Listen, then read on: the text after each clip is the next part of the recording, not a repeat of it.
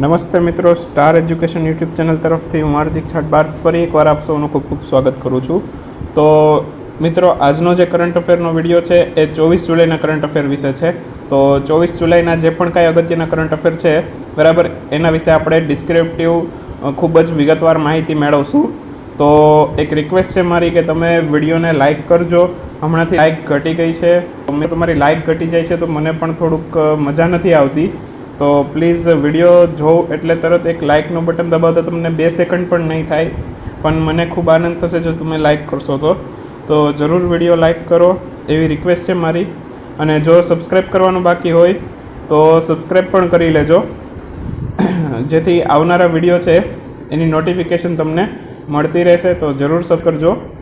આવા વિડીયો હું ડેઈલી તમારા માટે લાવતો રહું છું. તો હવે ડિસ્કસ કરીએ આપણે 24 જુલાઈના કરંટ અફેર વિશે. સૌથી પહેલી વાત કરીએ તો આજના કરંટ અફેર વિશે. એશિયા જુનિયર બેડમિન્ટન ચેમ્પિયનશિપ છે, એમાં આપણા ભારતનો લક્ષ્ય સેન કરીને ખેલાડી છે બરાબર, બેડમિન્ટન ખેલાડી છે. તો લક્ષ્ય સેને એશિયા જુનિયર બેડમિન્ટન ચેમ્પિયનશિપ છે એની અંદર ગોલ્ડ મેડલ જીતેલો છે. હાલમાં જ ગોલ્ડ મેડલ એમણે મેળવેલો છે. જે એશિયા જુનિયર બેડમિન્ટન ચેમ્પિયનશિપ હતી એમાં ગોલ્ડ મેડલ મેળવેલો છે. તો ખૂબ અગત્યનો પોઈન્ટ છે. જ્યારે પણ કોઈ ખેલાડી ગોલ્ડ મેડલ મેળવે છે બરાબર, ત્યારે એ ખૂબ અગત્યનો પોઈન્ટ બને છે આવનારી જે પણ કાંઈ એક્ઝામ હોય છે એના માટે બરાબર. એના પછીની વાત કરીએ તો સૌથી પહેલાં હવે થોડોક ઇતિહાસ જોઈ લઈએ. એશિયા જુનિયર બેડમિન્ટન ચેમ્પિયનશિપ છે તો એની અંદર સૌથી પહેલો ગોલ્ડ મેડલ ક્યારે મળેલો છે? તો સૌથી પહેલો ગોલ્ડ મેડલ મળેલો છે આપણને 1956માં બરાબર. 1956ની અંદર સૌથી પહેલો આપણને ગોલ્ડ મેડલ મળેલો છે. બહુ અગત્યનો પોઈન્ટ છે. કોણે જીતેલો છે સૌથી પહેલો gold medal Asia junior badminton ચેમ્પિયનશિપની અંદર? તો સૌથી પહેલો જીતેલો છે ગૌતમ ઠક્કરે બરાબર.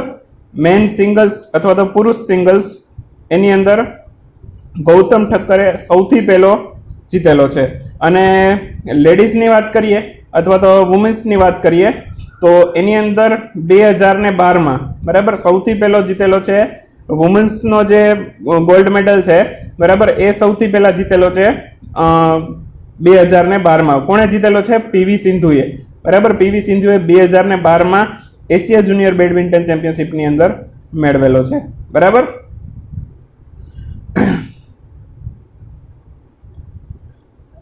અહીંયા મિત્રો એક વસ્તુ તમારે ખાસ યાદ રાખવાની છે. સૌથી પહેલો ગોલ્ડ મેડલ પૂછે એશિયા જુનિયર બેડમિન્ટન ચેમ્પિયનશિપની અંદર તો એ ગૌતમ ઠક્કર જ આવશે બરાબર. સૌથી પહેલો પૂછ્યો હોય, કોઈ કેટેગરી ડિક્લેર ન કરી હોય અને બંને ઓપ્શન આપેલા હોય ગૌતમ ઠક્કર અને પીવી સિંધુ, તો જવાબ આવશે ગૌતમ ઠક્કર બરાબર.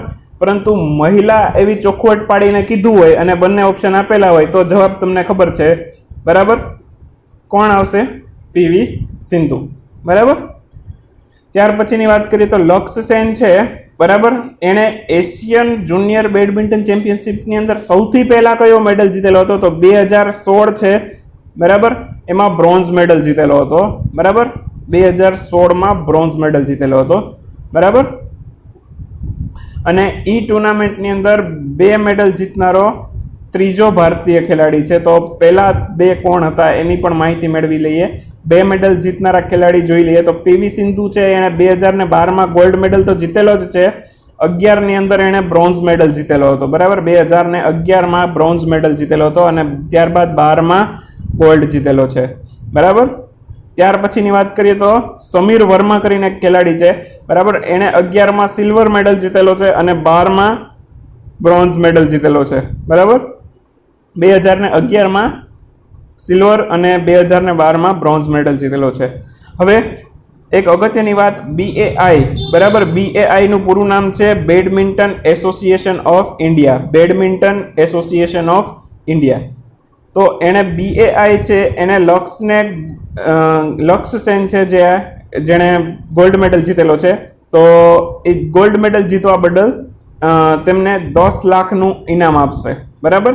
10 લાખનું. તો આ પણ પ્રશ્ન અગત્યનો છે, કેટલું ઇનામ આપવામાં આવશે, કેટલી રકમ મળવાની છે BAI તરફથી, આવો પ્રશ્ન આવી શકે. તો આ ખૂબ જ અગત્યનો પોઈન્ટ છે આવનારી એક્ઝામ માટે બરાબર. મોસ્ટ ઇમ્પોર્ટન્ટ પોઈન્ટ છે. અને હાઈકોર્ટમાં તો રમતગમતનો એક અલગથી જ સેશન છે બરાબર. કરંટ અફેર તો ની અંદર તો આ વસ્તુ આવે જ છે, ત્યારબાદ સ્પોર્ટ્સની અંદર પણ આ વસ્તુ ઇન્ક્લુડ થાય છે. તો હાઈકોર્ટ વાળા માટે બહુ જ આ ઇમ્પોર્ટન્ટ પોઈન્ટ છે, નોટ ડાઉન કરજો જે. બરાબર. ત્યાર પછી આગળ વધશું. વન ડે ની અંદર હમણાં ઘણા બધા રેકોર્ડ તૂટેલા છે, તો જોઈએ થોડા ઘણા રેકોર્ડ વિશે માહિતી મેળવીએ.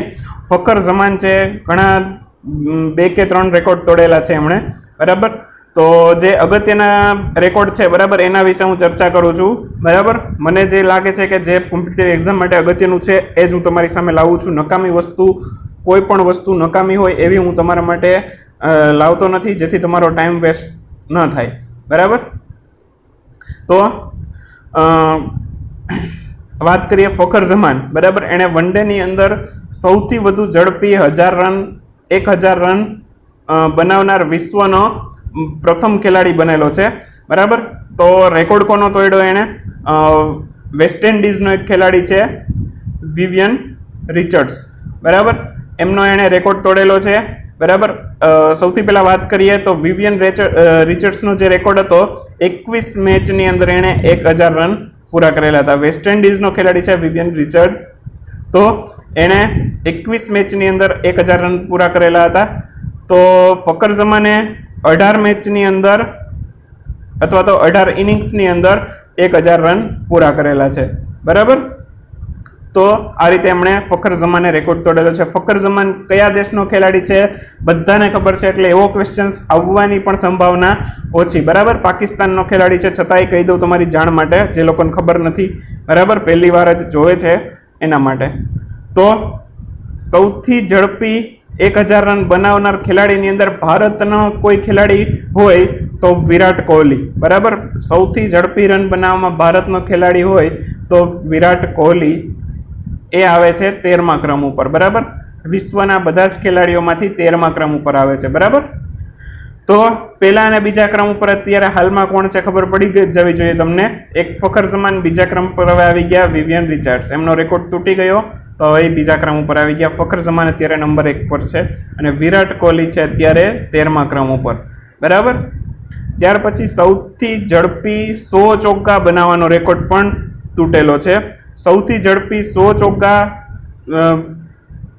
છે એ રેકોર્ડ પહેલા હતો જેસન રોયના નામે, ઇંગ્લેન્ડનો ખેલાડી છે જેસન રોય, એમના નામે હતો સૌથી ઝડપી 100 ચોગ્ગા બનાવવામાં. બરાબર. તો એ પણ ફખર જમાને છે તોડેલો છે, અને ફખર જમાને માત્ર ને માત્ર 18 મેચની અંદર 100 ચોગ્ગા પૂરા કરેલા છે. 18 મેચની અંદર. બરાબર. યાદ રાખવાનું છે, 18 મેચની અંદર 100 ચોગ્ગા પૂરા કરેલા છે. અને બીજી વાત કરીએ તો જૂનો રેકોર્ડ હતો એ કોના નામ ઉપર હતો? ઇંગ્લેન્ડના જેસન રોયના નામે. એમણે 24 મેચની અંદર 100 ચોગ્ગા પૂરા કરેલા હતા. યાદ રાખવાનું છે, ખૂબ અગત્યનું છે, 24 મેચની અંદર 100 ચોગ્ગા પૂરા કરેલા હતા. ત્યાર પછીની વાત કરીએ તો સૌથી વધુ 100 ચોગ્ગા બનાવનાર ભારતનો કોઈ ખેલાડી હોય તો વિરેન્દ્ર સહેવાગ. બરાબર. સૌથી વધુ 100 ચોગ્ગા સૌથી વધુ ઝડપથી. બરાબર. સૌથી વધુ નહીં, સૌથી વધુ, અહીંયા ચેકી નાખજો, સૌથી ઝડપી, વધુ નહીં પણ ઝડપી. બરાબર. સૌથી ઝડપી 100 ચોગ્ગા બનાવવામાં જો ભારતનો કોઈ ખેલાડી હોય, બરાબર, તો એ છે વિરેન્દ્ર સહેવાગ. બરાબર. તો વિરેન્દ્ર સહેવાગ છે એ 3જા ક્રમ ઉપર આવે છે. પહેલા ક્રમ ઉપર અત્યારે ફખર જમાન છે, જેણે 18 મેચની અંદર 100 ચોગ્ગા બનાવેલા છે. ત્યાર પછી બીજા નંબરે ઇંગ્લેન્ડનો જેસન રોય આવે છે, જે 24 મેચમાં 100 ચોગ્ગા બનાવે છે. અને 3જા ક્રમ ઉપર આવે છે વિરેન્દ્ર સહેવાગ, આપણા ભારતના જે છે, અને એમણે 26 મેચની અંદર 100 ચોગ્ગા પૂરા કરેલા છે. બરાબર. તો યાદ રાખવાનું છે, સૌથી ઝડપથી 100 ચોગ્ગા બનાવવાના રેકોર્ડ યાદ રાખવાના છે, અને સૌથી ઝડપી 1000 રન પૂરા કરનારના રેકોર્ડ તમારે યાદ રાખવાના છે. તો આટલી વસ્તુ ખૂબ આઈએમપી હતી. બરાબર. બાકીની જેટલા પણ તમે કદાચ ન્યૂઝમાં વાંચ્યું હોય તો એટલું બધું કાંઈ ખાસ ઇમ્પોર્ટન્ટ નથી. બરાબર. જે અગત્યનું છે એ હું તમારા માટે લાવું છું. ત્યાર પછીની વાત કરીએ તો ગુજરાતની આંતરરાષ્ટ્રીય ફૂટબોલ ખેલાડી છે, એમનું હાલમાં જ અવસાન થયેલું છે. નામ છે માનસી વખરિયા. બરાબર. એમનું હાલમાં જ અવસાન થયેલું છે. કઈ રમત સાથે સંકળાયેલી છે એવું પણ પૂછી શકાય. બરાબર. હાલમાં એક ફૂટબોલ આંતરરાષ્ટ્રીય ફૂટબોલ ટીમ, ફૂટબોલ તો ન આવે, બરાબર, ગુજરાતની એક આંતરરાષ્ટ્રીય ખેલાડીનું મૃત્યુ થયેલું છે. તો એ કઈ રમત સાથે સંકળાયેલી છે? માનસી વખારિયા કઈ રમત સાથે સંકળાયેલી છે એવું પણ પૂછી શકે. બરાબર. તો ઘણા બધા ક્વેશ્ચન્સ માત્ર આટલા 3 લાઇનની અંદરથી 10 થી 15 ક્વેશ્ચન્સ કાઢવા હોય તો નીકળી શકે છે મિત્રો. બરાબર. ત્યાર પછીની વાત કરીએ તો 18 વર્ષની હતી અને ફૂટબોલ ટીમની કેપ્ટન પણ હતી. આપણી જે ગુજરાતની ફૂટબોલ ટીમ હતી એમની કેપ્ટન પણ હતી. અને બીજું એક અગત્યનો પોઈન્ટ કે કેટલા વર્ષથી ગુજરાતની અંદર ફૂટબોલ ટીમની કેપ્ટન તરીકે ભૂમિકા ભજવતી હતી, તો કુલ 4 વર્ષથી ભૂમિકા ભજવતી હતી ગુજરાત ફૂટબોલ ટીમની કેપ્ટન તરીકે. હવે મહત્વની વાત કે કઈ બીમારીથી એમનું મૃત્યુ થયું. ઘણા સમયથી એક બીમારી સમક્ષ સંઘર્ષ કરી રહ્યા હતા. તો એમને ફ્લુમિનન્ટ જીબીએસ નામની એક બીમારી હતી. ફ્લુમિનન્ટ જીબીએસ, યાદ રાખજો, ફ્લુમિનન્ટ જીબીએસ. તો આવો પ્રશ્ન આવવાની પૂરેપૂરી સંભાવના કે કઈ બીમારીથી પીડાતા હતા. બરાબર. તો ફ્લુમિનન્ટ જીબીએસ નામની એક બીમારી હતી, એનાથી પીડાતા હતા ઘણા લાંબા સમયથી, અને અત્યારે હાલમાં એમનું મૃત્યુ થયેલું છે. બરાબર, નિધન થયેલું છે. તો આગળ વધશું.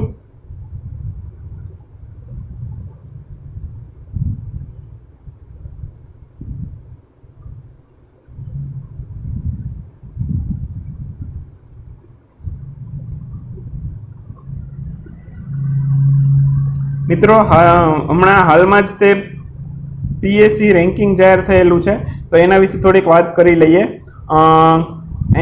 પીએસસી રેન્કિંગ છે એમાં પ્રથમ ક્રમે કોણ છે? કેરળ. બરાબર. પ્રથમ ક્રમે કોણ છે? કેરળ. પીએસસીનું પૂરું નામની વાત કરીએ મિત્રો, તો પીએસસીનું પૂરું નામ છે પબ્લિક અફેર ઇન્ડેક્સ. બરાબર. પબ્લિક અફેર ઇન્ડેક્સ છે પીએસસીનું પૂરું નામ, પબ્લિક અફેર ઇન્ડેક્સ. તો પબ્લિક અફેર ઇન્ડેક્સ છે એની રેન્કિંગમાં કેરળ છે સતત 3 વર્ષથી પ્રથમ ક્રમ ઉપર છે. કેટલા? સતત 3 વર્ષથી પ્રથમ ક્રમ ઉપર છે. સૌથી પહેલી વખત એ આવેલું હતું 2016ની અંદર પ્રથમ ક્રમે. બરાબર. ત્યાર પછી સતત 3 વર્ષથી પ્રથમ ક્રમે છે.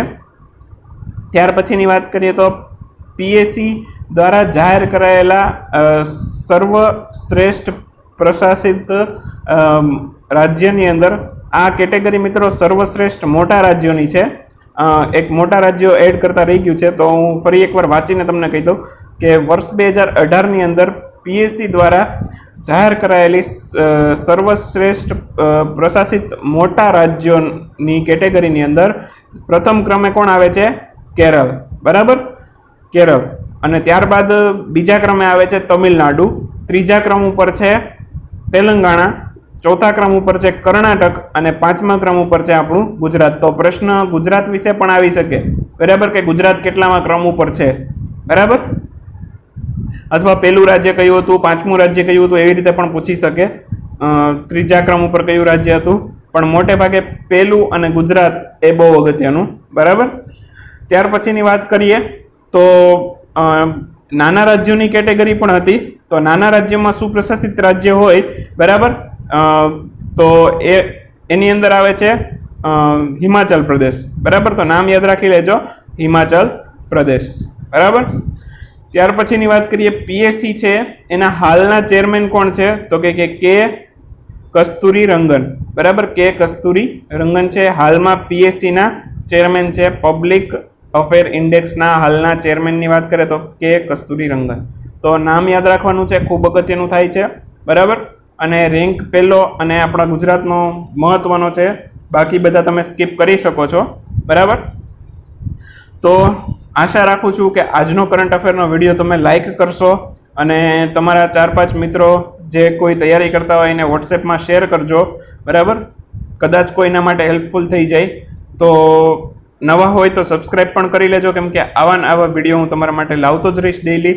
તો જરૂરથી સબસ્ક્રાઈબનું બટન દબાવી બેલ સિમ્બોલ દબાવી દેજો, જેથી આવનારા વિડીયોની નોટિફિકેશન તમને મળતી રહેશે. તો ફરી પાછા નેક્સ્ટ વિડીયોમાં આપણે હવે આની અંદર જે પણ કાંઈ અગત્યના ક્વેશ્ચન્સ પરીક્ષામાં આવી શકે, બરાબર, એના વિશે આપણે નેક્સ્ટ વિડીયોની અંદર ચર્ચા કરવા જઈ રહ્યા છીએ. તો તો નેક્સ્ટ વિડીયોની રાહ જોજો. 2 કલાકની અંદર વિડીયો તમારી સમક્ષ આવી જશે, તો જરૂરથી રાહ જોજો. બરાબર, ચલો, ગુડ નાઇટ, શુભરાત્રી, બાય.